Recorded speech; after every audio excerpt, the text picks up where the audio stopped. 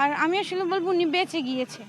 দুনিয়া এখন যেই পথে এগোচ্ছে আর উনার মতো লোক যেভাবে মানে রাস্তায় রাস্তায় পড়ে দিন যাপন করতেছিল, মানে এর থেকে ভালো হয়েছে আল্লাহ ওনাকে বাঁচাই দিছে। তো ওটা ঘটার পর আমি নিজেও মানসিকভাবে অনেক বিধ্বস্ত অবস্থায় চলে যাই। ওই দিন সারা রাত ঘুমাতে পারিনি। পরের দিন আমরা আবার আন্দোলন কর্মসূচি চালাই।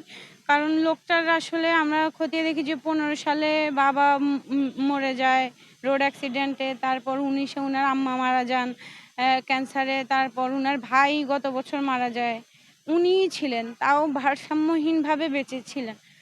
তো আসলে যারা এই কাজটা করেছে বা করিয়েছে, এটা আসলে ন্যাক্কারজনক একটা কাজ। আর এটা নিয়ে ব্যথিত হওয়া ছাড়া তো আর কোনো ভাষা প্রকাশ করতে পারবো না।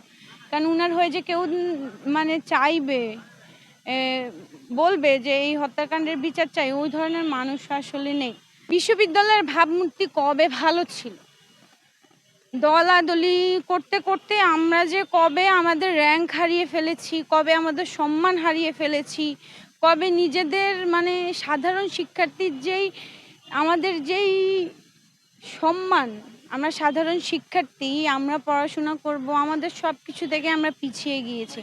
আমাদের বিশ্ববিদ্যালয়ে ইন্টারন্যাশনালি কোনো র্যাঙ্কেই নেই, শুধুমাত্র এই মানে দলীয় রাজনীতি চর্চা করতে করতে।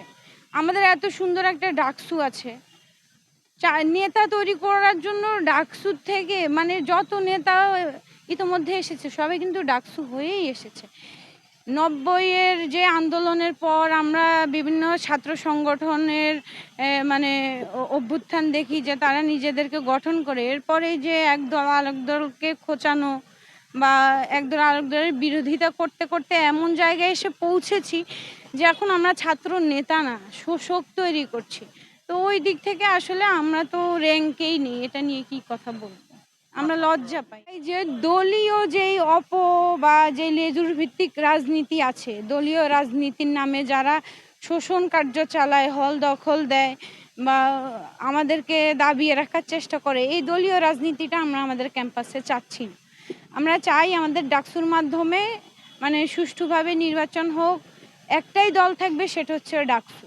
সমালোচনাও আমরা নিজেদের মধ্যে করব, আলোচনাও নিজেদের মধ্যে করব, যেন আমাদের মধ্যে কোনো সহিংসতা তৈরি না হয়। তো এই জন্য ছাত্র রাজনীতির তো আমি তো মানে দুনিয়াতে আসার পর থেকে তো ছাত্র রাজনীতি দেখিনি। আমরা দেখেছি দলীয় ছাত্র রাজনীতি, তার সুফল কুফল সেটা তো পুরো বাংলাদেশ জানে, বাংলাদেশ ব্যাপী এটা সবাই জানে। কিছু কিছু যেমন আন্দালিব রহমান পার্থ স্যার, তারপর রুমিন ফারহানা ম্যাডাম, উনাদেরকে আমি ব্যক্তিগতভাবে পছন্দ করি।